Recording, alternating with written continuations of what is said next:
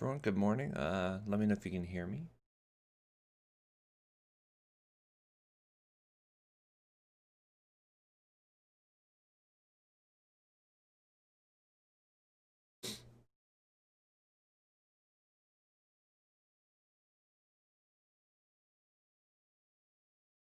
Hey everyone, good morning. Perfect. All clear. It's a good thing to hear. Hopefully it'll stay that way. Thank you all for joining me early this morning. So early. Hopefully traffic wasn't too bad.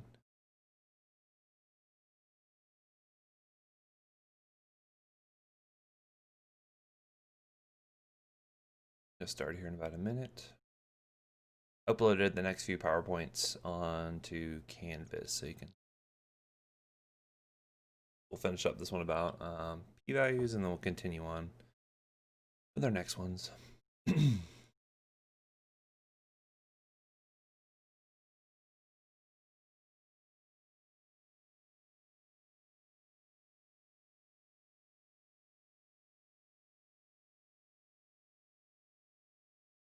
feels like it's been a while since our last Epi Bio session. I think it was like 2 weeks ago or something. Yeah, we're gonna finish up the fourth PowerPoint. It's about halfway through it. I double checked the video so to see where we were at. Yes, good morning, Shelby. All right, well it's 8 o'clock, so let's go ahead and get this bad boy started. All right, so we were talking about p-values. We're talking about significance. I believe we were talking about null hypotheses and how basically what those mean is that if you were like testing to see whether two groups of something were different, the null hypothesis says basically that there's no difference between the groups, right? Versus if you were to show statistical significance, it would show that there is a difference between the groups. You can rule out the null hypothesis. You can disprove it, or basically say, okay, I'm going to reject this null hypothesis and say, yeah, there is a real difference here. Or the differences that you see are unlikely to be due to chance alone. Now, confidence intervals are very tightly associated with statistical significance. And so that's a really important concept that we're going to get through today here. So when we're computing confidence intervals, remember we typically go with the 95% confidence interval, and basically what we're saying here is that we're getting that range of values that we're 95% sure would contain the experimental value if we were to apply that back to the population, right? If you were to use the entire population as your sample size there. And so what you're going to find here is that when you're looking at the 95% confidence interval, you're going to be relating that back to the null hypothesis. So basically you're saying, okay, well, if the null hypothesis were true and you were to have this confidence interval, okay, any result within this range is considered to not be statistically significant, and anything outside of that would be considered statistically significant. I'll show you some examples of this in just a little bit here. So let's look at the, going back to that example of looking at the temperature values. Recall that we had two data sets. One that was like 130 some odd individuals getting their average temperature in Celsius, and then you had a smaller subset that was 12. And recall too that confidence interval is tightly related to the sample size as well. The larger your sample size, typically the more narrow your confidence interval is going to be there.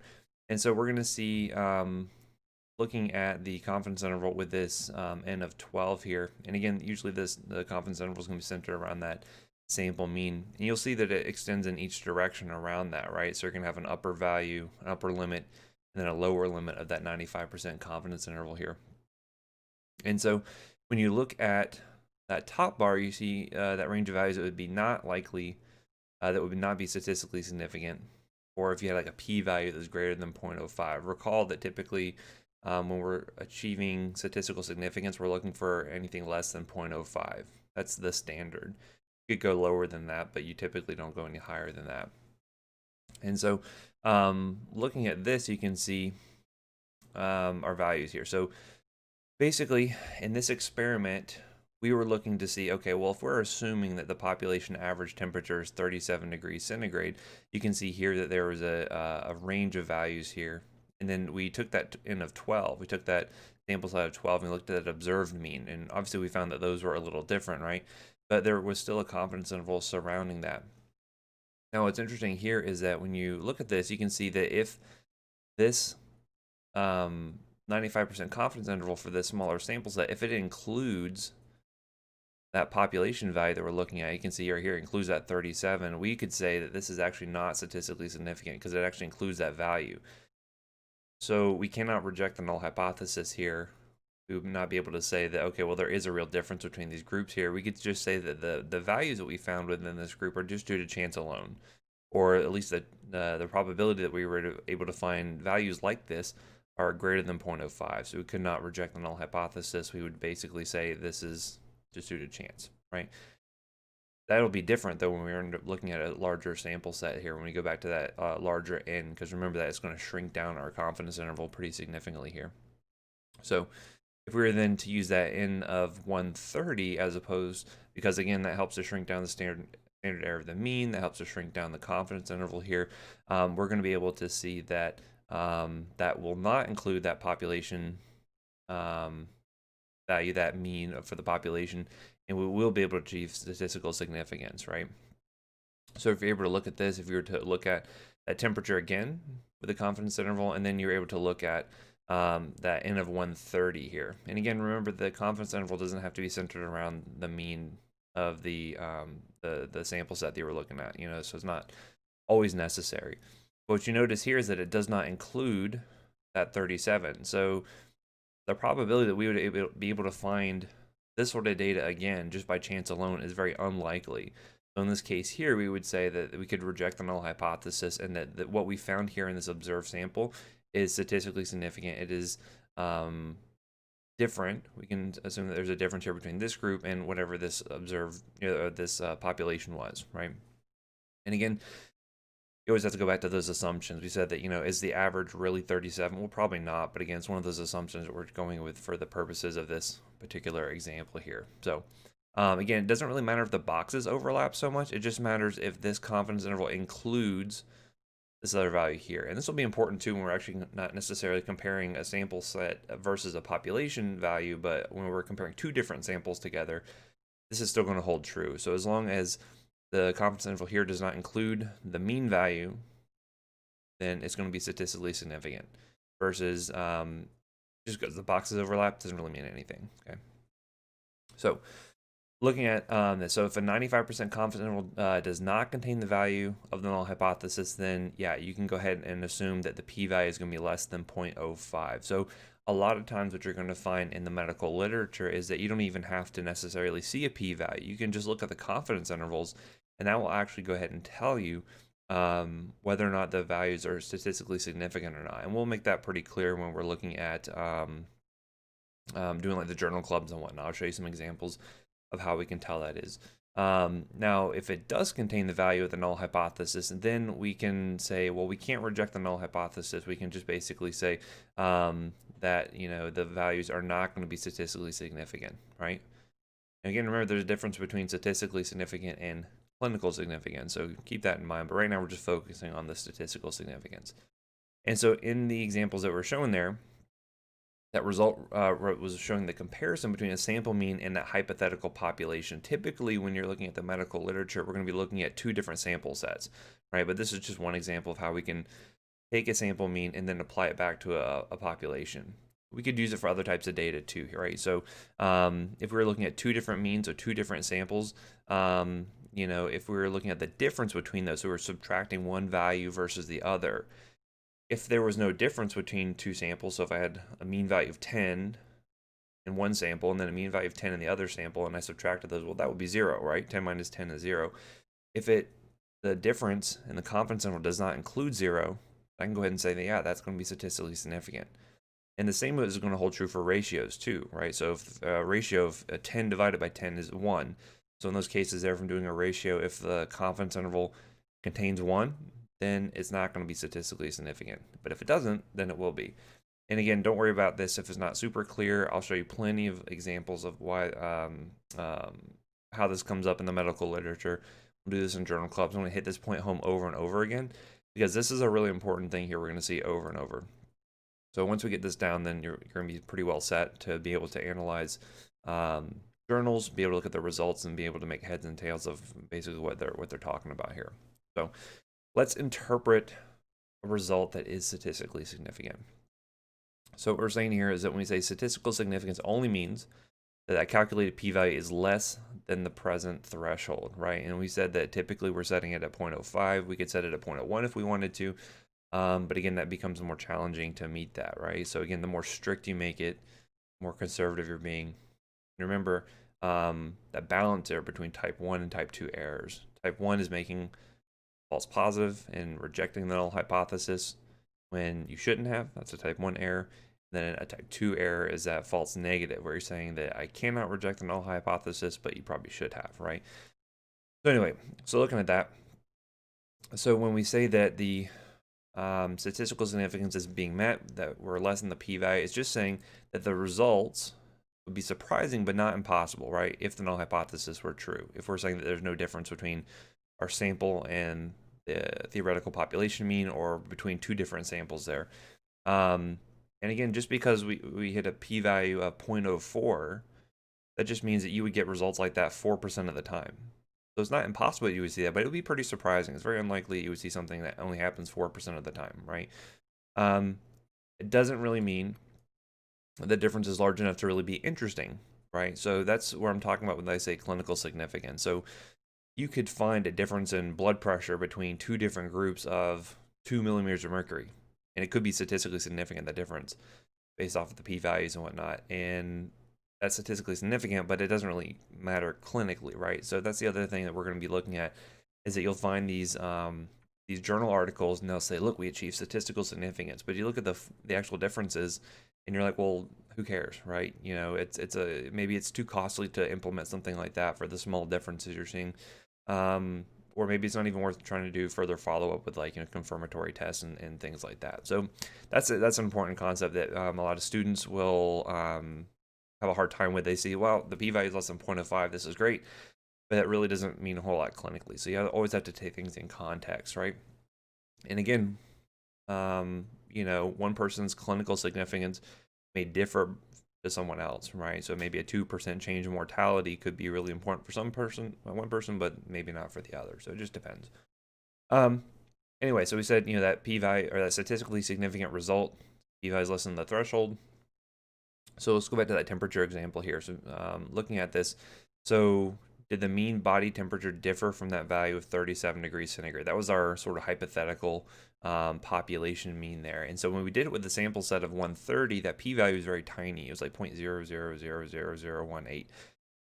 That's the probability that you would actually be able to find results that were that different in a sample of 130 people from 37 degrees centigrade. So it's very unlikely to be due to chance alone. So you could say, yeah, this is statistically significant for sure. But again, is that different? Or does it really matter? Does it really matter that I think that the actual temperature is 36.68 versus 37? I don't think that clinically probably really matters a whole lot, right? So that's, again, where you're taking things in context. But let's interpret the result of something that is not statistically significant. So when I say that not statistically significant, that just means that the p-value that was achieved there is larger than the threshold that I set. So in this case here, if it was greater than 0.05, which is most of the time as you're going to see, that is considered to not be statistically significant. Okay, that means that the difference that I found between my sample and population, or my sample and another sample, could be due to chance alone, right? So even if it's 6%, that's too likely to be due to chance alone for me to reject that null hypothesis. So even 6% is not very, very likely to be seen, but it's still too likely for me to reject that null hypothesis there. And so here, again, it does not prove the null hypothesis is true. This is a really important concept too. Just because you don't achieve statistical significance does not mean that the null hypothesis is true, right? It does not mean that there's no difference between the groups. It just means you didn't find one in that particular result, right? So that's going to be really important when we talk about power and things like that. So a large p-value is going to mean that the difference as large as what they found would happen frequently as a result just of random sampling. You could do that, analysis with different people, the same sample size, and you would be likely to find that just due to those kind of results, just due to chance alone. And again, it does not mean null hypothesis of no difference is true, or that the difference that we actually found is the result of random sampling, right? Because again, you could have inherent bias in the sample that you pulled there. Again, a high p-value does not prove the null hypothesis. Oops, oh my god, I'm drag things around. And so again, deciding not to reject the null hypothesis is not the same as believing that it's true. So again, the important concept here is just because you cannot reject the null hypothesis, just because your p-value came back at 0.1 or something like that, does not mean that there's no difference between the groups there. It just means you couldn't find it. So it's not to say that if you ran that study with a new sample, that you get the same results. You might not. You might be able to find a difference that is truly there, assuming that your sample is randomly grabbed. So anyway, so let's do some examples here. So let's look at fetal ultrasounds. Again, a lot of these epidemiologic studies are going back to infants and maternal mortality and all that kind of good stuff there. But let's go back. Here's a study that was done in 1993. And so what they were looking at was whether the routine use of prenatal ultrasound would improve perinatal outcome. Okay. And so they had these pregnant women and they divided them into two large groups. Okay. And so one of the groups received routine ultrasounds exams, twice during the pregnancy. So again, a lot of times what you're going to find with these types of studies, especially with like at-risk populations like pregnant women, children, things like that, you're going to find that typically you're going to have one group as your control group will get sort of the gold standard or whatever the standard treatment is. So for instance, with like HIV patients, you couldn't do a placebo-controlled trial because that would be unethical, because we know that putting them on antiretroviral therapy is something that prolongs their life. It decreases mortality. So it's not ethical to really not give them any medication, right? In this case here, it's also not ethical to not ultrasound women during pregnancy, right? Because you want to be able to detect, issues that are going to be popping up there. So that's one group here. This is our control group, right? And then the other group is going to receive sonograms only if clinically necessary. And then what we're going to see here is that outcomes would then include any adverse events of morbidity and mortality. Now, remember, we talked about independent and dependent variables here. Independent variables are what the researchers are setting up. So in this case here, whether or not women receive the routine ultrasound or the other group that only got it if clinically necessary. That's our independent variables. The dependent variables, which are dependent on whatever we set up the groups as, is going to be those adverse events and the morbidity and mortality, okay? So the null hypothesis here would be that the risk of adverse outcomes is going to be identical between the two groups, okay? It's saying that whether you got ultrasounds routinely or whether you got them only if indicated there, there's no difference between the adverse events in the groups there, okay? There's something called relative risk that we're going to be looking at, and that's basically if you were to take the risk in one group as a percentage, and then the risk in the other group, then your control group, and you were to divide one by the other, if there's no difference there, it's going to be 1. So if there's like, a 5% risk in one group and a 5% risk in the other group, 5% divided by 5% is just 1, right? So that's going to say there's no difference there. We're going to go more into relative risk a little bit later on, so don't worry about that concept just yet here. But what we did, or when they looked at that, they found that the relative risk was 1.02, and then they had a p-value of 0.86 and a 95% confidence interval 0.88 to 1.17. And you're like, what the heck does that even mean? I'll tell you. So what you're looking at here is the p-value. This is the most important part to look at just for our purposes right now. We're going to get more, we're going to get a little fancier here in just a little bit in terms of interpreting this stuff here. But when you look at the p-value, you see it's 0.86, right? That is certainly higher than 0.05. So what you would be able to say is that I could reject that null hypothesis and say that this risk of adverse events between either group is the results that we found were just due to chance alone, right? Doesn't mean there's really no difference between the groups. It just means that we didn't find any statistically significant difference there. Okay, and again, this makes sense because that relative risk was only 1.02, so there's really only a 2% difference in the risk there when you actually find that ratio. And the confidence interval will actually bear this out as well. So this will be another important concept we'll get to later on. that if you're doing a relative risk, if you're doing a ratio, one thing divided by another, if your confidence interval includes 1, then it's not going to be statistically significant. And this definitely did include 1 there. So in this case, we would not be able to reject the null hypothesis and say that there's any difference in adverse events, whether or not we did either of these two ultrasound protocols here, right? And again, it doesn't mean the null hypothesis is true. There could be a difference there. It just means that with the samples that we pulled, we couldn't find it, right? And again, we'll look at how we can interpret that confidence interval as well here. So here's what the actual numbers would look like. So if you see here the adverse outcome versus the total number of women that were included here, you can see the rates were really low to begin with, right? So the risk here was only 0.5% here, right? And again, very different here, just a little bit less than that, only if they got ultrasounds when indicated, right? So very small difference in risk between these two groups here. Again, the relative risk. So this 0.05 divided by 0.049, you got that 1.02, right? And so again, only a 2% difference there in terms of the relative risk. So not clinically significant, right? So here's how we can interpret that.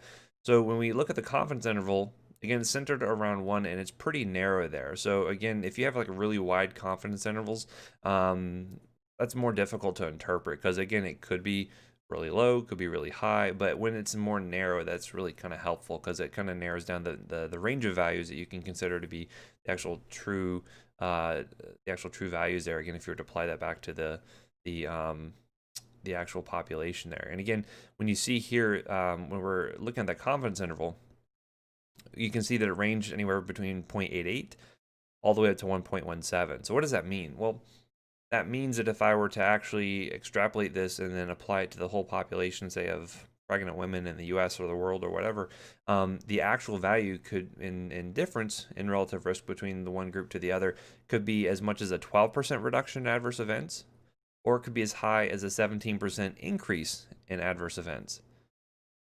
Okay, so this makes sense with it going down because you're like, okay, well, if I'm doing more routine ultrasound, maybe I'm going to find more events. Maybe I'm going to find more adverse events, and that makes sense, right? But looking at this going up, this would imply that getting more ultrasounds is harmful, right? So for some reason, doing the ultrasounds is harmful to the actual the mom or the fetus, which that doesn't really make sense because ultrasound is a pretty benign procedure there. So again, sometimes the results don't necessarily make a lot of sense, but again, it's just showing you that the confidence interval is going to range around the actual value that you found. And then if you were to apply that to the population, this is the actual range of values you might be able to find between 0.88 and 1.17, okay? But again, because it includes 1 in this situation here, that means that we can't reject the null hypothesis and these results were not statistically significant, okay? So anyway, looking at this when you're saying, okay, well, it's open to interpretation. Like, what do the results really mean? Well, you could just stop there and say, okay, well, there's no difference between the groups here. Then, I don't really need to do anything else. But you may need to look at some other studies, or you may need to be able to run the study again, right, to get the confirmatory results, or you may need to change it in some way there in order to see if there really is a difference, right? Maybe a different ultrasound protocol or something like that.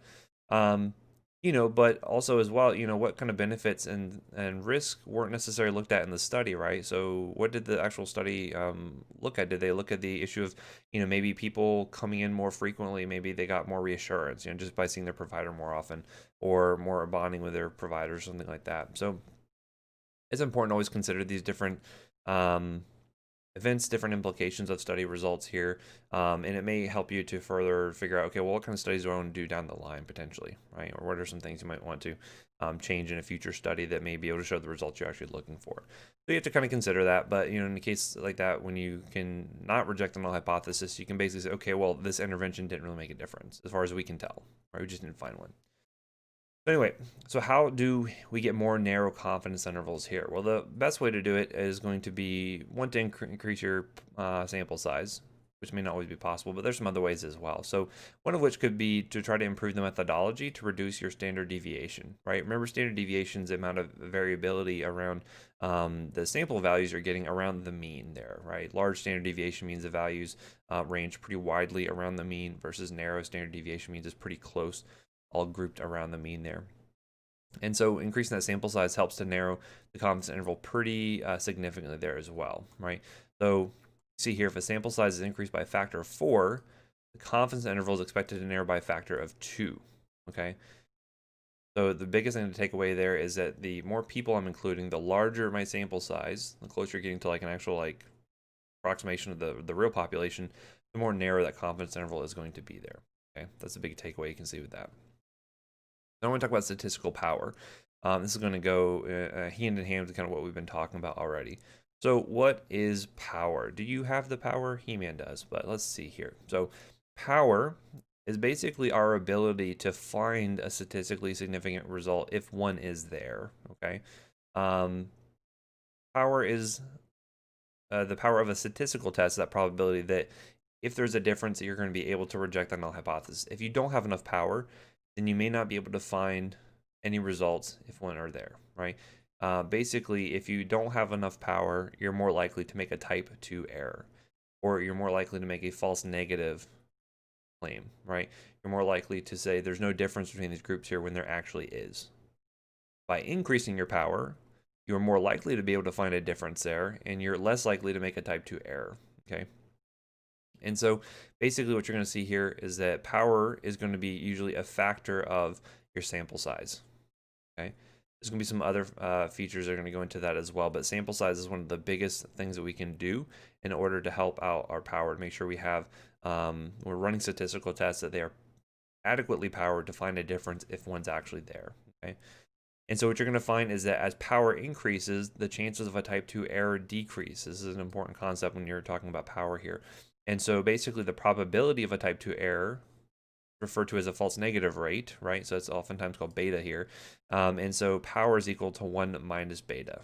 Or this is another thing called sensitivity, which you're going to see here in just a little bit. Oops, I had an alarm going off there. So power is going to be 1 minus beta. And we'll call this sensitivity. When we're talking about tests later on, we'll talk about sensitivity and specificity. This is where this comes up here. Or our ability to find a difference if one's really there. Or our ability to not make a type 2 error, basically. Okay. So oftentimes what researchers will do prior to running a study is they'll do what they call a power analysis. And what this helps them to do is to be able to calculate a minimum sample size required to detect an effect of a given size. What does that mean? Basically, if I am running a study and I'm comparing a new drug for blood pressure compared to placebo, and I want to find a 10% reduction in systolic blood pressure, 10% reduction, I would run a power analysis in order to see how many people would I theoretically need to show that 10% difference. The bigger the effect size you're looking for, the more people you're going to need. The smaller the effect size, the fewer people I'm going to need in order to get an adequately powered statistical analysis to not have kind of an exceedingly high type 2 error rate or false negative error rate, right? And so you could also do it the other way too. You could actually use, based on the sample size that you have, you could figure out what the kind of the minimum effect size you can figure out is, but that's not typically how it's done. More often, researchers will do a power analysis prior to starting a study because they want to have an estimate of how many people they need to recruit in order to show statistical significance, right? So you'll see this in some studies where they say, okay, well, we did a power analysis and we determined that we needed to, we need to recruit 1,000 people, okay? But then they only recruit maybe 750. So sometimes recruiting can be difficult. And so one of the things they'll say in that study is, well, if they didn't find any statistically significant results, they'll say, well, it was because our study was underpowered. They didn't have enough people in order to show the effect size that they were looking for, and so that's why they didn't achieve statistical significance. So if a result comes back and it does not achieve statistical significance, one of the things researchers will say is that their test was underpowered. And the way to get more power is to get more people. People equals power, right, in this case here. And so again, this is also useful because it helps us to make some comparisons between different types of statistical testing procedures. And so this will get into when we talk about parametric and non-parametric tests. We'll get into that later. Don't worry too much about that. But that's basically talking about the types of tests that we're running and some of the assumptions we're making with those tests there. So we'll get into that a little bit later on. Okay. So an analogy to understand power. I kind of like this one a little bit. So let's say I was to take my 4-year-old Lily, and I was to send her to the basement, which I don't have a basement because it's Florida and we live in a swamp, but let's assume for argument's sake I have a basement here, and I send her down into the basement to find a tool. I said, go find me a wrench. Okay, I sent her to the garage. Better example probably. And she comes back and says, I couldn't find it. I don't know where it is. Right? Well, what do I conclude? Well, do I say, well, the tool's not there? I'll probably know it's there, right? You know, the answer is a probability. You know, is she actually, you know, is she correct that it's not there, or is it just she couldn't find it? That's what we're saying here with these statistically or these statistical tests. You know, was there really no difference there, or did they just not be able to, or were they not able to find it? Okay, so the question and the answer is, well, what's the probability that the tool is actually there in that basement or garage? Or if the tool is in the basement, what's the chance that my kid would have found it in the first place? So how powered was Lily to actually find that tool in the first place, right? Obviously, a 4-year-old may not be as likely to find a specific tool as, say, like a 12-year-old, for instance, right? But there's some other factors that go into it. So we can actually estimate that probability based off a couple of different things here. So a couple of different analogous sort of things here to the test that researchers will do include, well, how long did she spend looking? Was she in there for 30 seconds or was she in there for 30 minutes? This is sort of analogous to sample size, right? So the longer she's there looking for it, the more likely she is to find it, right? So the larger the sample size, the more power I have to actually find in a given effect, okay? Well, how big is the tool? Am I looking for a tiny Allen wrench, or is she looking for a chainsaw, right? This is analogous to the size of the effect, or the effect size that I'm looking for. So obviously, the bigger the tool, the bigger the effect size, the more likely she is to find it, right? So an experiment has more power to find a big effect than a small one, okay? And then how messy is the basement or the garage, right? So is she trying to find it in a big pile of other tools? Is it an immaculate sort of environment she's looking at? This is sort of analogous to experimental scatter, or it has to do with like the standard deviation here. So typically what you're going to find is that the study will have more power, or the statistical test will have more power when the data is very tight, or when the standard deviation or the variability in the data is very low, okay? So the neater the garage was, the more likely she would have been to find it, okay? Regardless, I'm probably still going to have to go and find it myself anyway, so what was the point of sending a 4-year-old to find a tool anyway, right? So let's do a few questions and answers before we move on to the next PowerPoint here. So is the p-value the probability that the null hypothesis is true? Okay. Well, no, it's just showing me that the results that I found, how likely were they to have occurred just due to chance alone? Okay. So it's not the probability that the null hypothesis is true or not. It's just showing me, you know, how likely was it, those results that I found just due to chance alone. Okay. Is the p-value the probability that the result that the result that we found was a result of sampling error? No, p-value is not going to be associated with that really. P-value is just assuming the null hypothesis is true, and then looking at the results that I found, how likely were those to occur by chance alone, right? So again, it doesn't really tell me much about sampling error. It's just saying that assuming this null hypothesis is true, you know, how likely was I to find a result that was that different from the sample mean or the population mean that I'm comparing it to, right? Does a p-value mean the null hypothesis is true?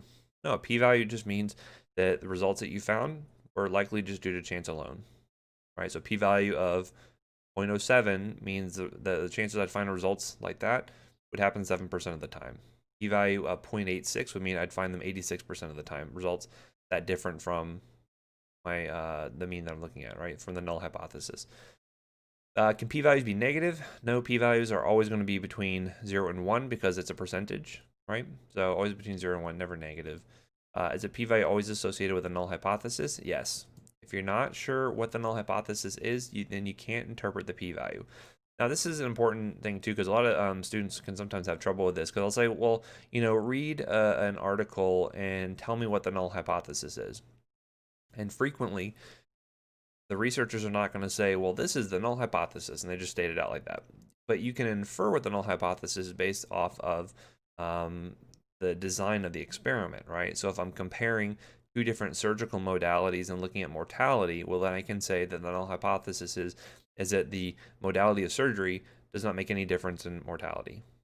I could do either one on a patient, and it would not change their chances of death, right? So this is a thing we'll do in the journal clubs as well, is we're going to try to infer what the null hypothesis is, even though the researchers very rarely will state out explicitly what it is. Okay. Is it possible to report scientific data without using the word significant? Yeah, absolutely, right? So I can just look at a set of confidence intervals, or I can look at a p-value and be able to interpret whether or not those results are statistically significant. Usually they'll tell you anyway, but again, it's better off if you can look at the values yourself and make your own inferences versus someone telling it to you, right? Because then you want to be able to make your own assessment versus just being told what the results are, right? Is the concept of statistical hypothesis testing about making decisions or about making conclusions?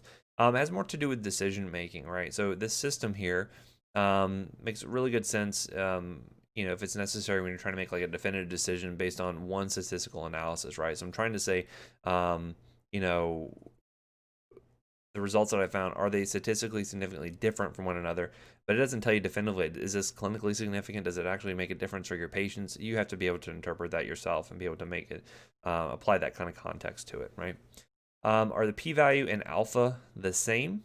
No, but they are definitely related. So alpha is going to be what you're setting your level of statistical significance at. So an alpha of 0.05 means that my p-value has to be less than 0.05 in order for me to find, or to for me to conclude that results are statistically significant.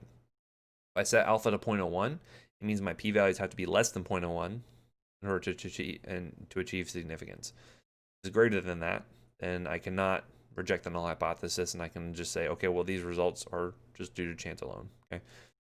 Is the p-value the probability of rejecting the null hypothesis? No. But if p is less than alpha, then you can say, yeah, I will reject the null hypothesis at that point. Okay. So that's it for this PowerPoint. Let's move on to the next one. So number 5, which I did upload. I want to save that. Unless any questions. Yeah, I know this is a tough set of topics to be hitting up, you know, right at 8 o'clock in the morning. But that's okay. We'll make it through. It's recorded, so you can always go back. And of course, I got folders all mixed up here. All right, so let's run into some challenges with statistics here. All right, so lecture 5 here. So talk about outliers a little bit here. So we'll talk about some other challenges with data and things like that that just maybe not make sense, or you know, whatnot. There's some objectives we'll hit. So first thing I want to talk about is going to be multiple comparisons tests. Okay, so there's an issue there. Remember we talked about that, you know, when you are finding, you run a comparison there, you get that p-value. It's just telling you the probability that you're going to find results like that whatever percentage of the time. So if I get a p-value of 0.6, it means 60% of the time I'll be able to find results that different from whatever my null hypothesis is, right? But, you know, with alpha being 0.05, that means that 5% of the time you may be able to find results that are statistically significant. So that means 1 in 20, right? So that means if I kept running different tests over and over again, eventually I'm going to find something just by chance alone, okay? So that's a problem there, because the more comparisons you're running, the more times you run an experiment or try to find results that are statistically significant, the more likely you are to make a type 1 error. Okay, and again, type 1 error is making, saying that there is a difference here. I'm going to reject the null hypothesis when you shouldn't have, right? It's a false positive sort of conclusion. So if I'm making 2 independent comparisons, the chance I'm going to find one or both will be statistically significant just by chance, right? So what's that question there we're looking at here? So what are the chances we're going to find a difference? And again, the first going to be not significant 95% of the times, or 0.95 times, right? The chance that the second is going to be will be not significant is going to be basically 0.95 as well. But when you're starting to combine these together, now our chances of finding something have increased to like 10%. What this means is that the more tests that we run, the higher the chances are that we're going to find something that is statistically significant. And that's going to go up. There's a way you can actually calculate that. But again, if you make lots of comparisons, you're likely to find something just by chance alone, right? So the analogy of a blind squirrel can find a nut at some point. You give them enough time, or if you have enough monkeys in a room on typewriters, eventually you're going to get Shakespeare. With enough time, you're going to find something. With enough comparisons, you're going to find something statistically significant. Doesn't mean that those results are actually valid, right? So that's a challenge with multiple comparisons. Yeah, I can keep running the comparisons over and over again until I find something, but that's not really good science, okay? So what this looks like here, and again, using that previous slide there, so I kept running experiments until I found something that was statistically significant, right? Again, you can see here the percentage of, or the percent chance you're going to find something significant goes up the more comparisons you make here, till eventually it's almost 100%, right? It'll never be quite 100%, but you see it's going to go up and up and up, and the number of not significant results are going to go down, right? So this is a problem, because if I keep running these experiments until I find something that's statistically significant, the chance of making a type 1 error are pretty good, right? And you don't want to say that, hey, this is the type of surgery you want to do because I found that the results were statistically significant after running the experiment over and over again until I found it was significant. You want to say, this is great surgery, you're not going to die because of this, right? You don't make clinical decisions based off of something that was not really statistically sound, right? That's something that was run appropriately. And so there's ways we can correct for that, right? There's ways that we can run multiple comparisons, but make sure that we're not going to be very likely to make a type 1 error. Or we can try to control our chances of making a type 1 error, right? Because it's never going to be zero, right? Even if I run an experiment one time, you can still make a type 1 error, but you can control for that. You can try to reduce those chances. So one way we can do that is called a family-wise error rate, right? So basically, instead of saying I run one test and I want to try to find, I'm going to set alpha for 0.05 for that one test. So any p-value less than 0.05 is considered statistically significant, right? Instead of just doing that for every single test and saying every single test has to have a p-value less than 0.05, instead I split that 5% up amongst how many ever tests I'm running there, right? So if I'm running 2 tests, I could say, okay, well, I'm going to run 2 tests here. I don't want to make a type 1 error. So instead of alpha being 0.05 for each of those tests, I'm going to divide it by 2 because I'm running 2 tests. So then it's 0.025. So now my p-values have to be less than 0.025 for each of those tests in order to achieve significance. Now that makes it more difficult for each of those tests to achieve significance, because now instead of getting less than 0.05, they have to get less than 0.025, which is more difficult. That also makes the test more conservative, which means you are less likely to make a type 1 error. If I don't do that, if I just use 0.05 for each one of those tests there, then I'm going to be more likely to make a type 1 error, right? So again, more comparisons, larger chances for type 1 error, but I can control for that by using that family-wise error rate. If I were to do 10 tests and I wanted to have a family-wise error rate of 0.05, I divide that 0.05 by 10, and so now my alpha is set to 0.005 for each of those 10 tests, and now my p-value has to be less than 0.005. More difficult to do, but if you do get that result, then you can be really confident that that result is not due to just a type 1 error. You can be really confident in saying, yeah, this is not going to be just a false positive result here, okay? So basically, this is what I'm talking about here. So that 0.05 is going to apply to the entire family of comparisons, whether it's 2 comparisons, whether it's 10 comparisons. I can do it to 100. Obviously, the more tests you're running there, the more difficult it's going to be for each of those tests to achieve significance. But it's also going to help you to prevent making a type 1 error, right? You'd rather make a type 2 error than a type 1 error. I'd rather say, well, I can't reject the null hypothesis. Maybe I'll just run the experiment again, versus saying, yeah, there's a real difference here. Let's go ahead and act on it when it's not true, right? Because that's going to lead you to make poor clinical decisions that may affect your patients, right? Maybe affecting what type of surgery they do, or if they get surgery at all, or what medications they're going to use, etc. So you really want to be cautious there when making a claim, and you want to make sure that it's statistically sound when you do that, okay? So that way, when I mentioned of dividing your alpha by the number of tests you're running, that's called a Bonferroni correction. And you'll see this talked about in a lot of studies. They'll talk about the type of multiple comparisons corrections that they're doing there.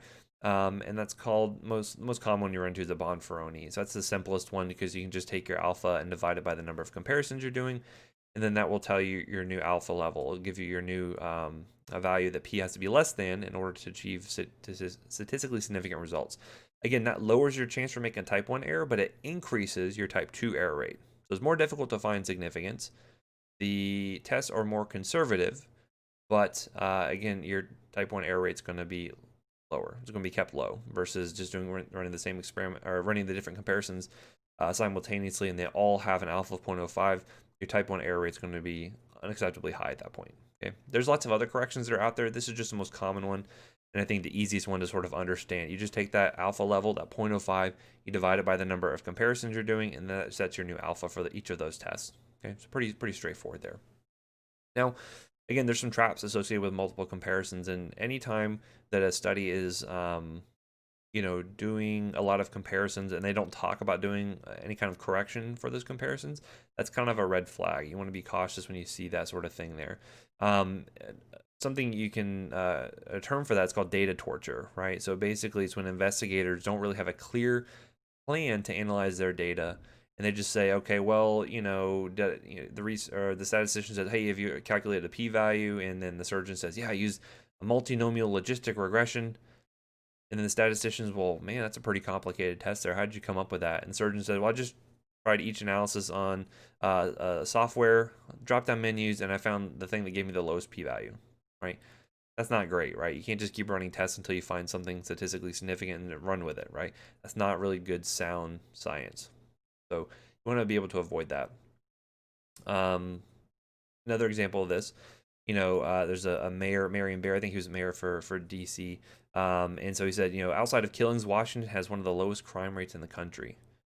And said, okay, well, if you take out the killings, Washington actually has a very low crime rate. It's like, well, yeah, but then you kind of skew the data a little bit. Like, why don't you include all the killings that were included there? So, yeah, eventually you can find something if you keep, kind of torturing the data until something is significant, but that's not good science. And so frequently you have to have, researchers need to have a plan going into their study, right? That's called a priori analysis, right? So they already figure out what comparisons they want to do before they do any research, before they do any, enroll any patients in their study, anything like that.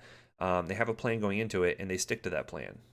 And if those plans don't show any statistically significant results, then that's it. That study was no good, right? You cannot reject the null hypothesis. Then you can't go back and just change your plans and start to do new analyses until you find something, because again, your chances for having a type 1 error are too high, right? You're going to make a false positive claim there. Here's another thing too. A lot of ways we can try to wring statistical significance out of data. So we can maybe change the definition of an outcome. So maybe instead of looking at like all-cause mortality, you just look at one type of mortality, for instance. Maybe we change our inclusion or exclusion criteria. So we maybe, we're looking at a certain type of person. Maybe we're only looking at, all people between, 40 and 50. And then the results didn't show anything. So, okay, well, let's just look at males 40 to 50 instead. And then you find something, right? Maybe you're just arbitrarily removing outliers because they're skewing the data unfavorably to the results you're looking for.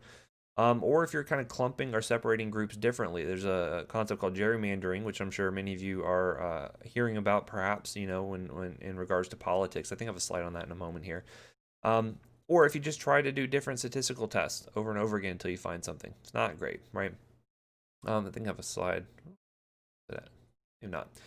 Anyway, so looking at this, so, eventually you're going to find statistically significant results just due to running tests over and over again. You don't want to do that, right?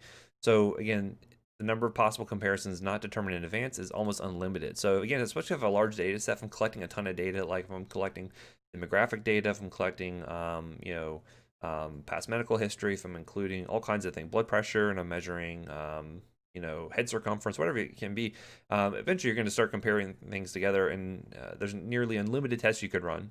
Eventually, you're going to find something, right? So that's called data torture. You don't really want to do that. So there's also something called publication bias, and so this is a really tough thing to do too. So when you see here, if you were to run a study, let's say like you're really ambitious in PA school, and you say, I want to start enrolling patients into a study, and I want to get this all together, and I want to run the study, and then you spend all this time and effort, and then you don't find anything. All the results are not statistically significant. You're less likely to want to get that published to show that your results were negative. You don't want to show that you didn't find anything. That's not all that too exciting. Also, like, publishers don't like to publish that stuff either, right? Because they want stuff that's going to get people to read their journals, right? So they have some inherent predilection towards getting things that are going to show actual results there. And that's not great. You want to see all the negative results in addition to the positive results, because that's going to help you to make a better conclusion about a given intervention or a given issue going on in the world there.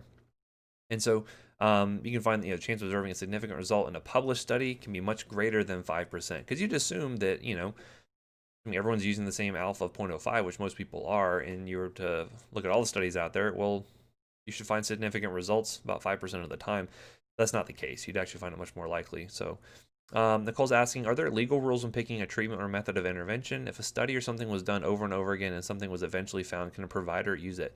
That's a good question. So frequently you don't like to make treatment decisions based off of one paper, right? Or off of one journal. So that does make sense. So for instance, let's say that you were trying to figure out a new treatment for a disease. Let's say, let's just use COVID as an example because that's pretty topical here. So let's say you have a paper that came out and there's a paper included like 10 people in it. And it says you should use this drug because it's going to help, 0 people died who received this drug due to COVID during study time. And you may look at that result and it was statistically significant. You say, wow, no one died. This is great. You don't necessarily want to go off just the result of one small study like that. And that's the tough thing, is because some people will they're looking for hope. They're looking for positive results and they say, look, this is great. What is the more appropriate thing is to wait until someone says, wow, that study did show some results with just 10 people. Let's try it in a bigger study. Let's try it with a larger sample size and see if that still bears out. If you could do it in 10 people and find results, and it's true, those are, sound results, you then apply it to 1 million people, presumably you find the same results or similar. If that is the case, then you can be more reasonably assured that you could apply that to your patient and treat them in that particular manner. If it doesn't bear out when you try to extrapolate it out and you start to use it for more people, then that would not be a great result. So you have to make sure you're utilizing the best evidence possible in order to make a decision. So it's very unlikely that a single paper is going to change clinical practice, right? It's unlikely.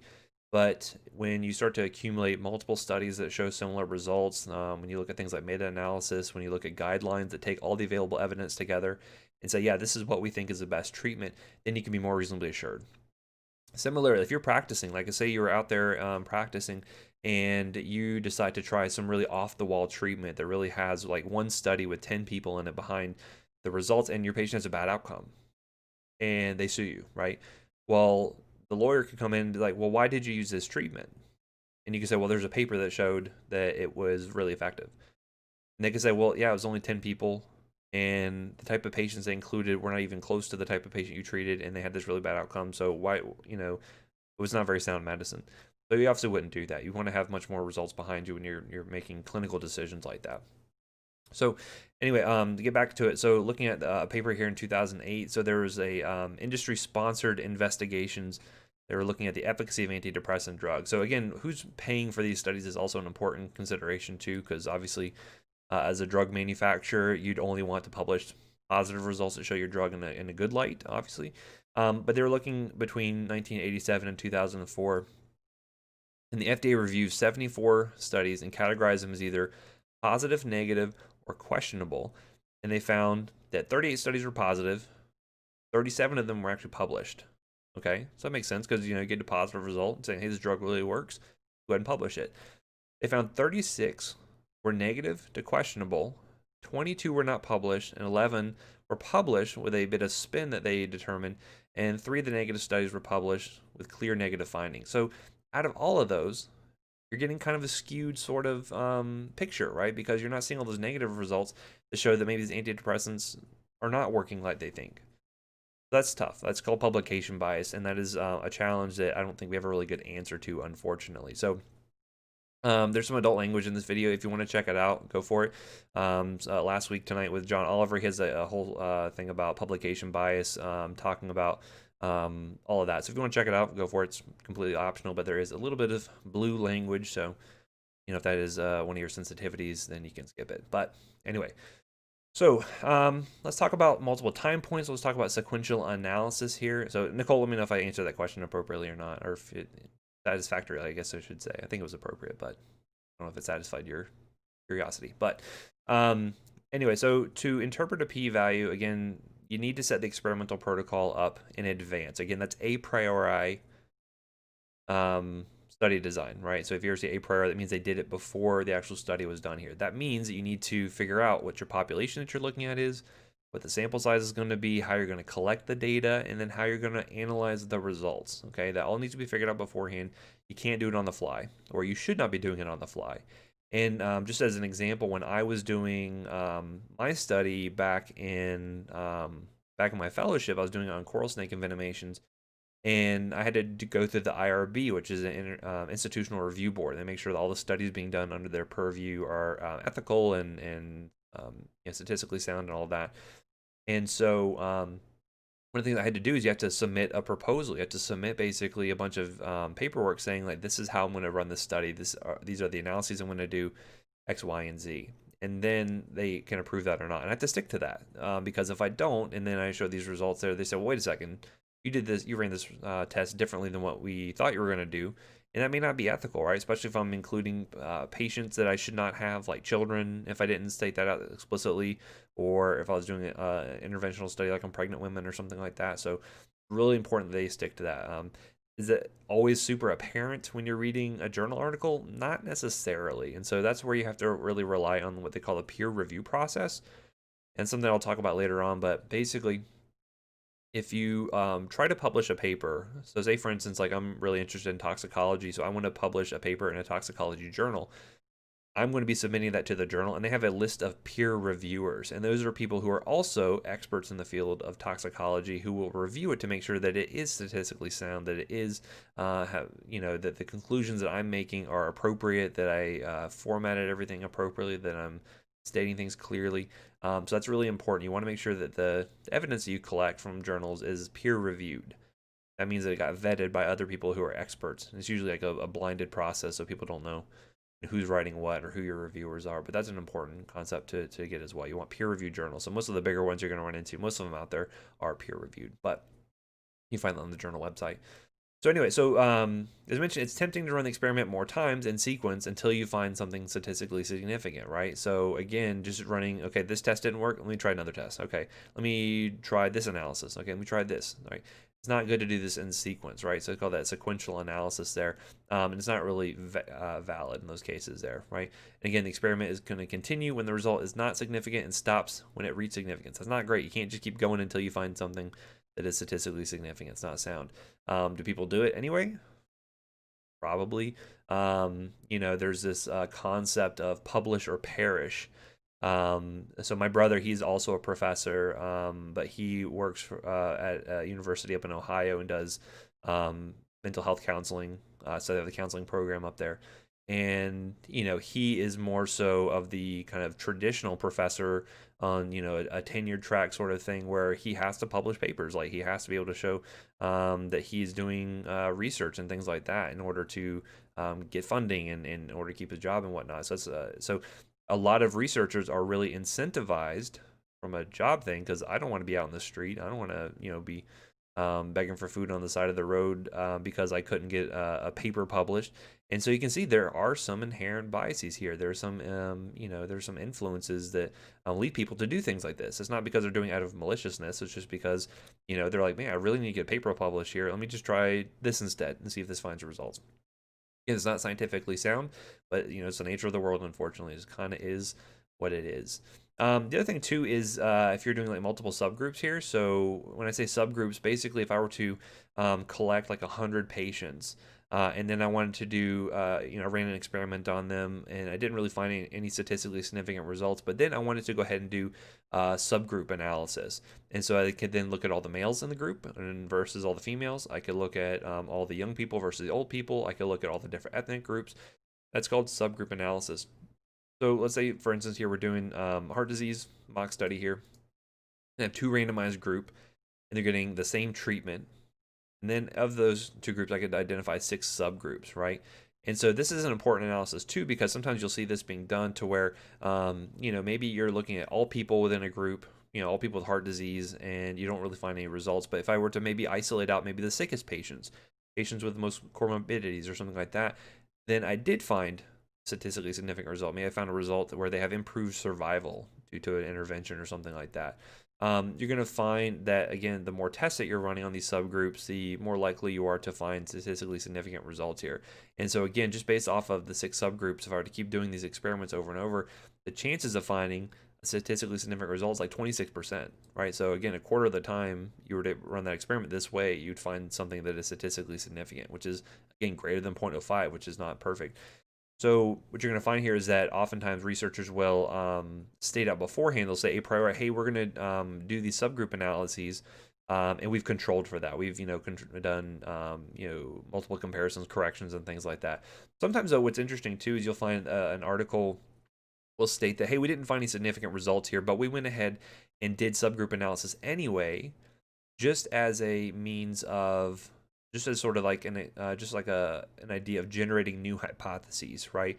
So they can say, hey, these results don't take any sort of credence in them, don't take them as to be the gospel truth, but hey, we found significant results here in the subgroup. It would be nice if someone did a future experiment where they looked at this, right? So that can be hypothesis generating, even though it may not be statistically valid, okay? That's something you'll see sometimes in articles where they say, hey, we couldn't find anything, but this may be something someone wants to do in the future, or maybe we'll do this in the future, right? So again, if all the subgroups are defined in advance, then you can correct for that, but they need to do it beforehand. Otherwise, you may be more likely to make a type 1 error, okay? So also looking at things like disease clusters, right? So again, we look for patterns when maybe sometimes they're not actually there. So let's say we have like 5 kids in a particular school and they all developed leukemia last year. So is this a coincidence?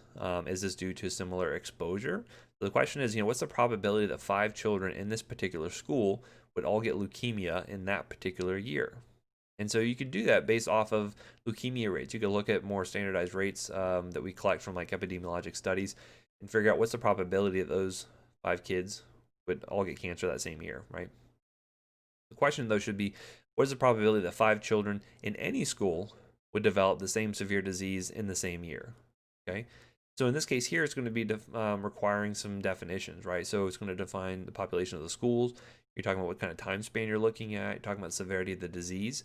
And so you find that, thousands of clusters of disease clusters are reported each year, and a lot of them don't actually warrant any further investigation, right? Because chances alone can cause a cluster. It doesn't mean those 5 kids all got exposed to the same thing and all got leukemia. It could be the case, but usually disease clusters turn out just to be due to chance by itself. Frequently, people will call the CDC, Centers for Disease Control, if they see a certain rare disease pop up. They got like 2 or 3 cases of Ebola, right? Ebola would be like a pretty big deal if you found a case of that. You would call it the CDC and say, hey, we got these like 3 cases here. Can you help us come investigate it to see if it's a cluster or to see if it's just due to random chance?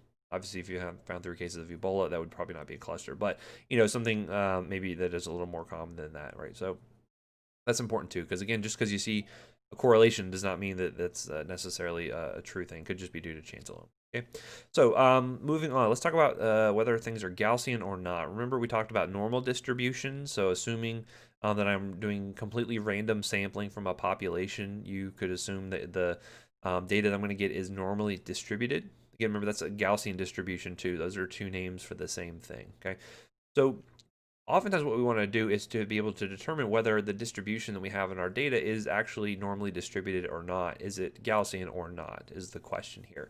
And so a lot of statistical tests that you're going to run into assume that you're using a normal distribution, even though that may not be the case, right? So yeah, if I were to look at the US population and randomly sample 1,000 people out of that, with no, just completely at random, yeah, it could be normally distributed. But if I only picked out people who live in large cities, only people from New York City or from LA or something like that, that may not be normally distributed, because people who live in large cities may have differences from people who live out in the country, depending on what I'm looking at. So we can test for that. We can try to figure out, okay, is our data that we're looking at, is it actually normally distributed or not, right? Because that has implications for the type of test that we're going to run. If you are using statistical tests that assume you're using a normal distribution and you use a non-normally distributed data set, you're going to run into problems, right? You're going to run into type 1 error problems, as we'll see in a little bit. So anyway, so in an ideal Gaussian distribution, you're going to find that, yeah, it's going to include some very negative numbers. It's going to include some very high positive numbers. Again, there's always going to be variation in the data, right?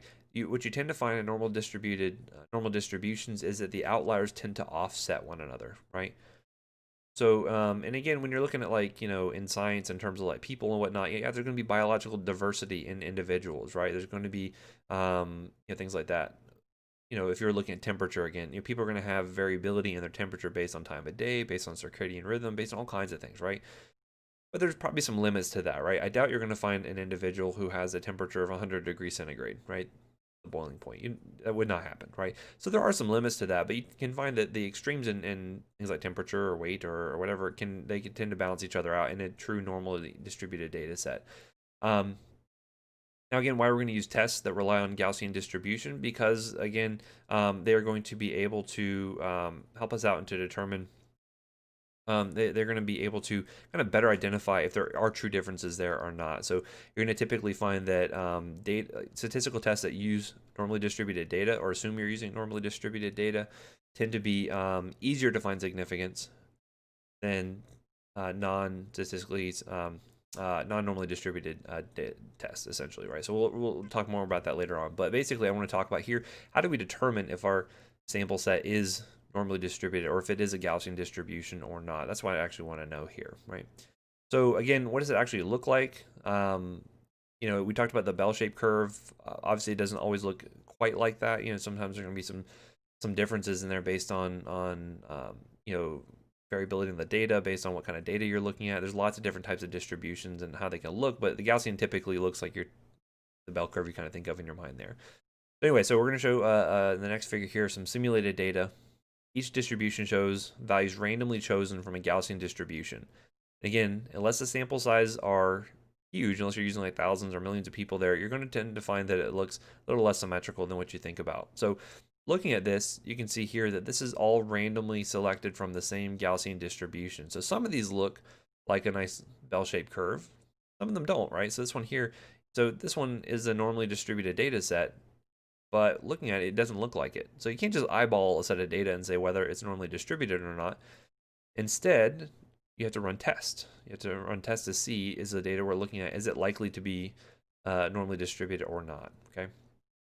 And so again, they always have to look like it, especially when you get larger data sets. So you can see here with an N of 12, few of them look like that typical bell-shaped curve versus if you get N of 130, you're more likely to see that, okay? But again, this is all from a normally distributed data set, so you can't just look at it and make an assumption of whether or not it's normally distributed, okay? So in order to test for that, we do a test for normality, right?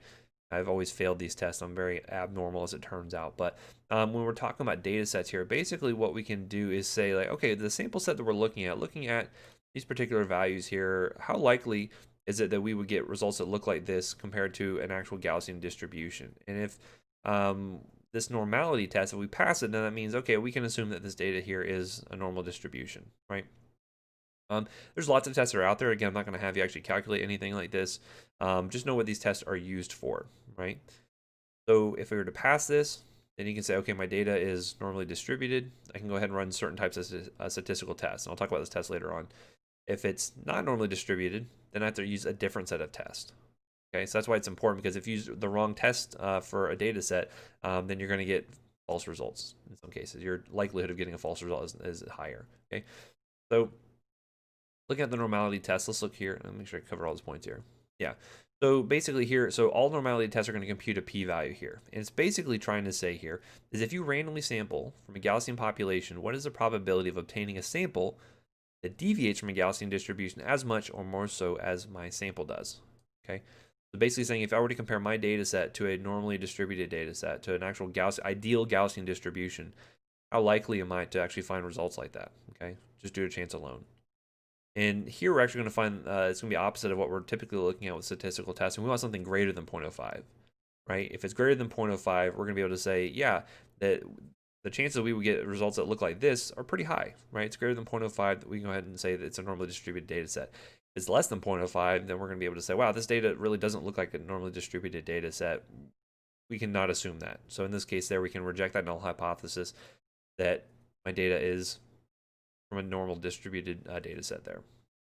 So as I mentioned, a high p-value the null hypothesis here is that the data is sampled from a Gaussian population of a high p-value, especially from a normality test is large, so greater than 0.05. I can say the data is not inconsistent with the Gaussian distribution, so I cannot reject the null. That means that yes, I can assume that the data I'm using is normally distributed.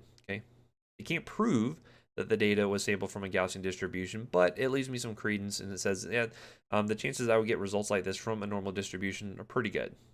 So I can go ahead and say, yeah, let me go ahead and say that, yeah, this is normally distributed data set.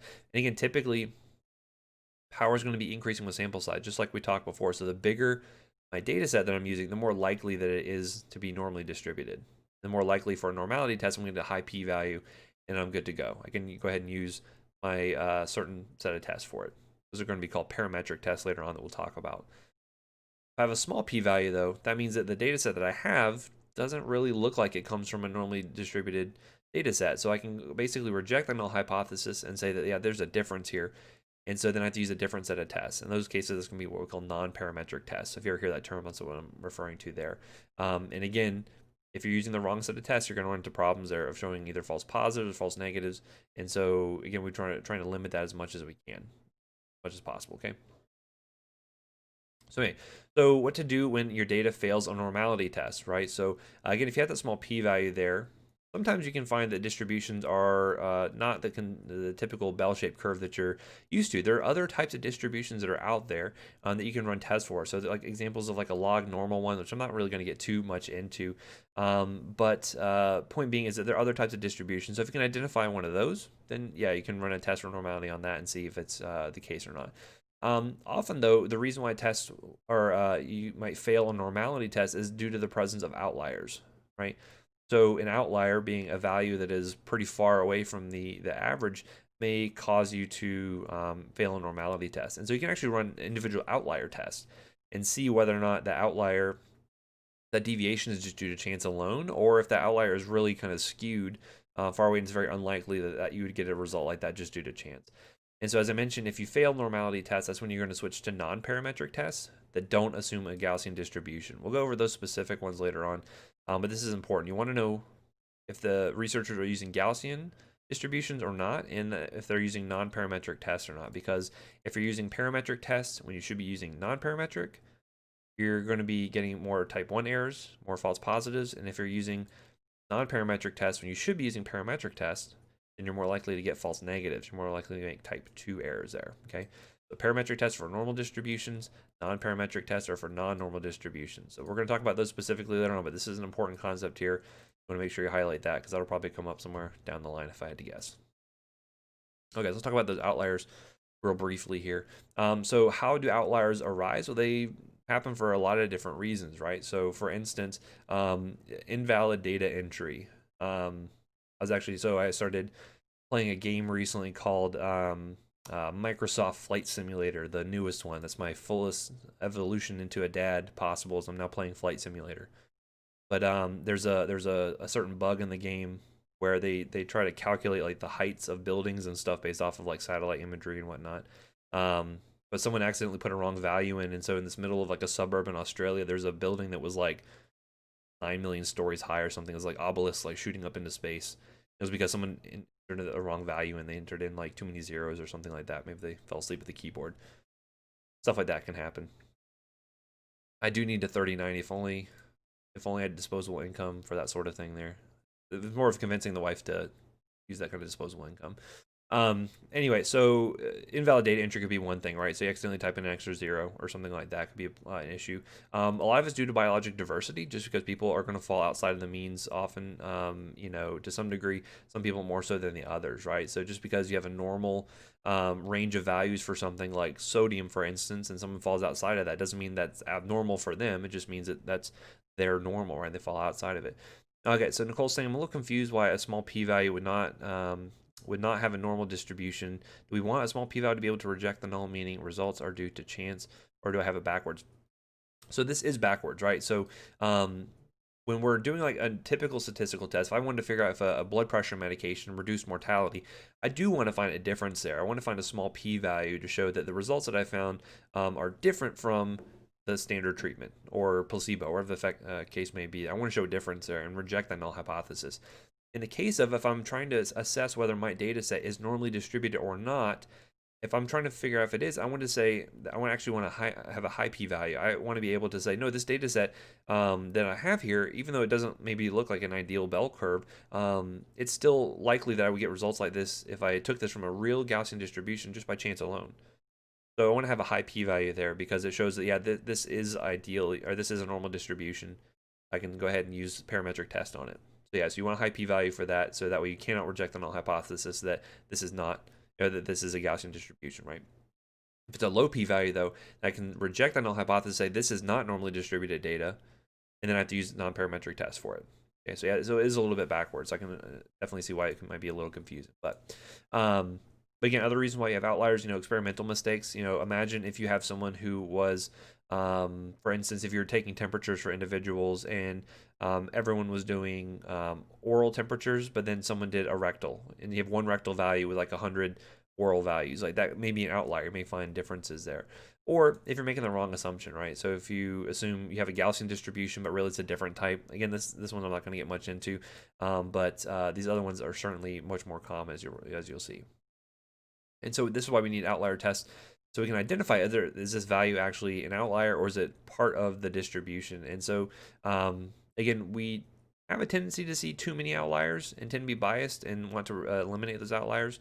But oftentimes by doing outlier tests, you'll find that, yeah, it is just part of the data set. And so there's no reason to, scrutinize that value any further there, right? So examples here, if you were to look at this data set here, you probably could identify some outliers like this one right here. Perhaps this value looks like an outlier. But if you actually do test on these, you'd actually find that none of these would be considered true outliers based on statistical testing. So again, human eyes are not great for this stuff. That's why we want to do the math and actually figure it out, or have the computer systems do the math for us.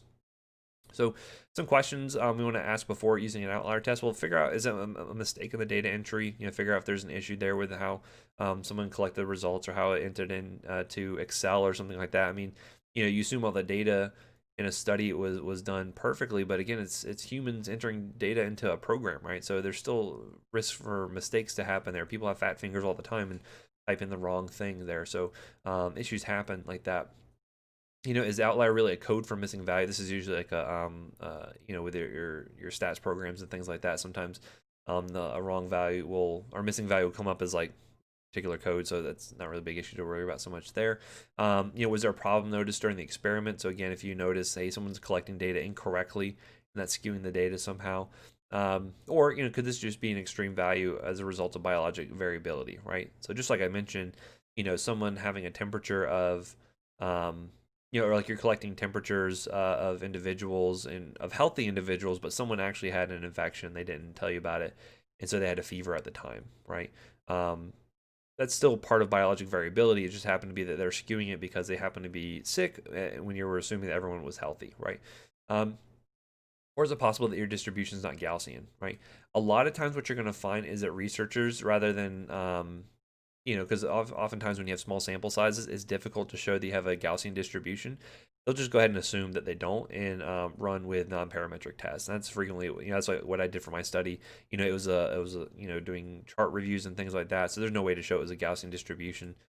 So we just went ahead and just used non-parametric tests. And so that's always a safer bet. And I'll show you why that is a little bit later on there. So anyway, so if you can answer no to all the previous questions there, then the two possibilities that remain is that the extreme value that you have comes from the same distribution as the other values and should not be treated specially, should be treated just like all the other values there, right?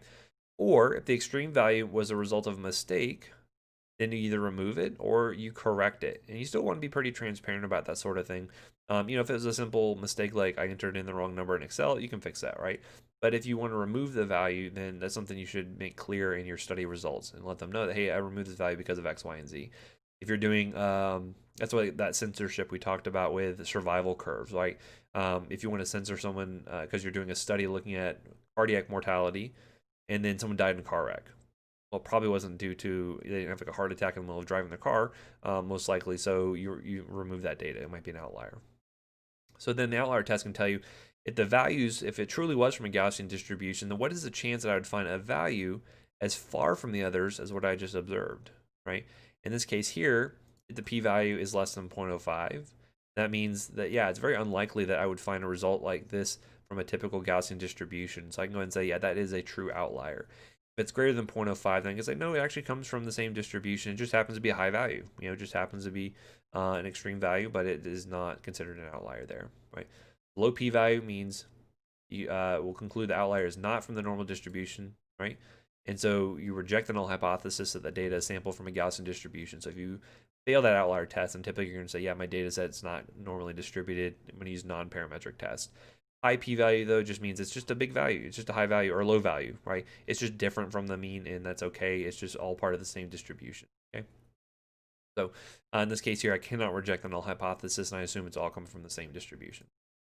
So we talk about robust statistics. What does that really mean? So in a lot of cases, rather than eliminating outliers, some methods are designed such that they have kind of little effect. So there's ways of mitigating the effects of outliers to help kind of prevent them from having big effects on your data. Because remember, we talked about averages. Remember, means and averages, they are very sensitive to outliers, right? So for instance, if you were taking a test, for instance, say you're taking the next farm test, and everyone does really well, but one person fell asleep at the keyboard and they made like a 2, right? Made a 2 on the exam. No one's ever done that, but let's say they did. That would cause the average for the whole class to go down pretty significantly, right? Because means are sensitive to outliers. Medians, though, are not, right? So even if I had one person score 2 on the exam, and I was looking at the median score for the test, it would not shift it that much. It only shifted by one value, essentially, right? Because median means I'm ranking everything from highest to lowest, essentially. And I'm looking at the middle value there. So it only shifted down by 1 point, and someone really had a very low or very high score there. So in this case here, the simplest way we can do is to use medians instead of means, right? And that's really the basis for using non-parametric tests, is they're going to be using median values instead of using mean values and things like that. So that'll be an important concept we'll talk about later. So why is a median robust and mean is not? Basically what we talked about, right? So basically it's saying that the means are sensitive to outliers, low or high values can really skew it. Median's not the case. You're only going to change it by, a single value or not. And frequently what we actually do, sometimes what we do is spot checks to see whether data is normally distributed or not. Frequently what I'll do is I'll compare the median and the mean together. And if they're pretty similar, then you're more likely to think, okay, the data looks like it's pretty normally distributed. If they're very different, then that means there's a lot of outliers there that is skewing the mean in one direction or another. That's kind of a spot check. It's not anything to hang your hat on, but it's something you can do when you're kind of eyeballing data there, okay? So looking at this, does it make sense to ask whether a particular data set is Gaussian? Not really, right? So again, the misconception is to think that normality tests ask whether a particular set of data is Gaussian. What it's really referring to is that the whole population is Gaussian, right? Whole population should be normally distributed when you're on the scale of millions of people there. Normality test is asking whether or not the data is consistent, the assumption that I'm sampling from a Gaussian distribution, okay? If I'm making that assumption that I have a normally distributed data set, then I'm assuming I'm pulling from a Gaussian distribution, that population there, right? But that may not always be the case, right? Especially in medicine, especially if you're recruiting people for a study, that's frequently not going to be the case there. It's very difficult to get those large studies like that where you can really assume they're Gaussian. If you find a study, and you find this more like in cardiology a lot, like have you ever heard of like the Framingham Heart Study where they have like thousands and thousands of people? That's more likely to be actually a Gaussian distribution. If it's only like 30 people that you were able to recruit into your study, that's probably not going to be a lot of cases there. Now, is it legitimate to remove outliers? It depends. Some people consider it to be cheating. It definitely should not be done on an ad hoc basis. You shouldn't just make it a decision right in the moment there. You should be able to have a plan going into the study. A researcher should have a plan before they start the study, saying, what do we do with outliers? Sometimes you can run statistical tests with outliers and without, and then compare the results. But you want to be transparent about all of that, especially when you're publishing the data to the study, right? What does it mean to remove or eliminate an outlier? Basically, you would just censor that data. You basically just kind of remove it from the test there. You don't necessarily want to erase it completely. You just want to say, hey, we did not include this value in our statistical test there, right? How should it be reported?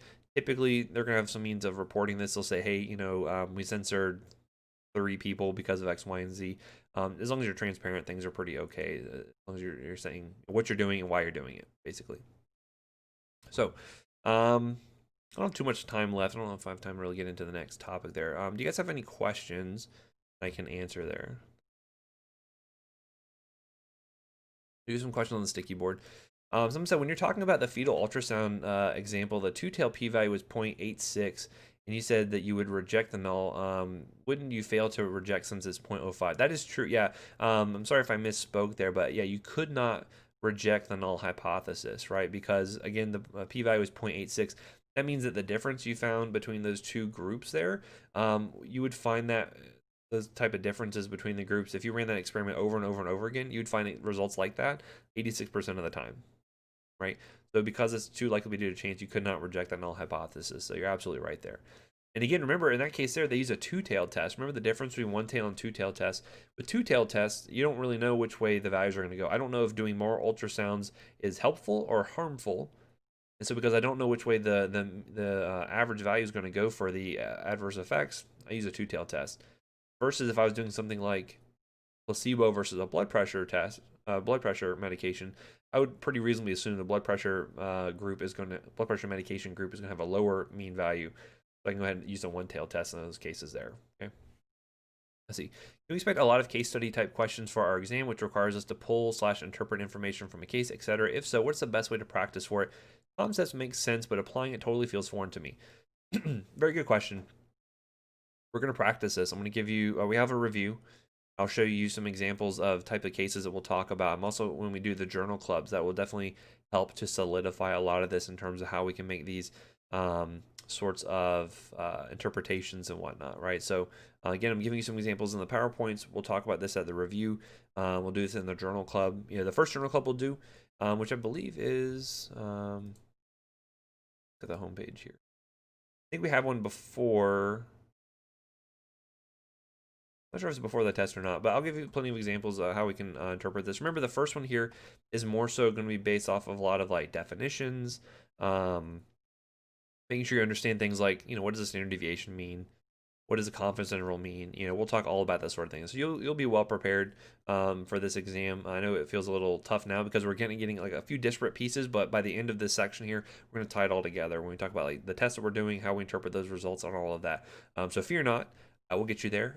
Believe in the process, and I've been doing this for a couple of years now, so I can tell you I've gotten better at it. So your chances are even better of doing well. So Nicole's asking, I just want to confirm, just because you have a low p-value and it's not a Gaussian distribution, so you need to do non-parametric tests, doesn't mean it's bad. That's okay. So when you are looking at a test, so we'll talk more about this later, but I might as well expound upon it now since we have some time, and I'm not going to go to the next PowerPoint yet. So if you're looking at a data set and you assume it's you failed the normality test and you have to assume it's non-normally distributed, that's not a bad thing. It just means that the data set you have, it's just not normally distributed, and that means you need to use non-parametric tests for it. It's not good, it's not bad, it just is what it is, right? The thing with non-parametric tests that you're going to find is that they are more conservative, right? Basically, it means it's more difficult. The math is different in those tests. It's more difficult to achieve significance, okay? So because of that, your chances for making a type 2 error increase because it's more difficult to say I can reject the null hypothesis here, right? The results that I found are so unlikely that I can reject the null hypothesis, that, you know, unlikely to be due to chance alone. On the other hand, though, parametric tests are not as conservative, but that's okay because you're using a normally distributed data set. You're making that assumption, and so that's okay. So they tend to be more likely to make a type 1 error. The issue, though, is if I use non-normally distributed data and I use parametric test on it, the type 1 error rate is way too high, okay? So that's a problem. And again, you'd rather make a type 2 error than a type 1 error. So frequently what you're going to find in the medical literature is that a lot of places or a lot of journal articles, you're going to find they don't even do normality tests. They don't even look to see if it's normally distributed data. They just assume it's not, and they use non-parametric tests. So for instance, like for my study, there's no way to assume it was going to be normally distributed. I just went ahead and said a priori, I'm just going to use a non-parametric test. So when I handed my data over to the statistician, they said, what kind of test do you want to run? I say, I want to do these comparisons. I want to use non-parametric tests. And they said, okay, let's do X, Y, and Z. And that's what they did. Okay.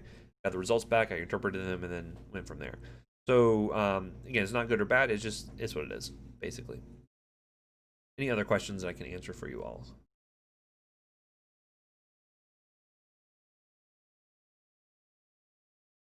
If not, I guess I can go ahead and let you guys go a few minutes early here. I'll probably see you a little bit later on for the grand round session. I'm planning on heading on in for that, so I'll be looking forward to seeing you all at a reasonably socially distant distance, and we'll go from there. But have a great day, and I will see you all next time.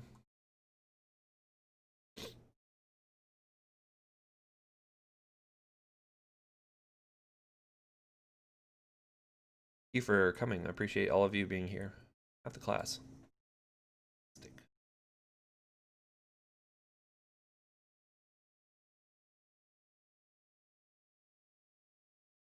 I'm going to end the stream, but I'll see you guys later.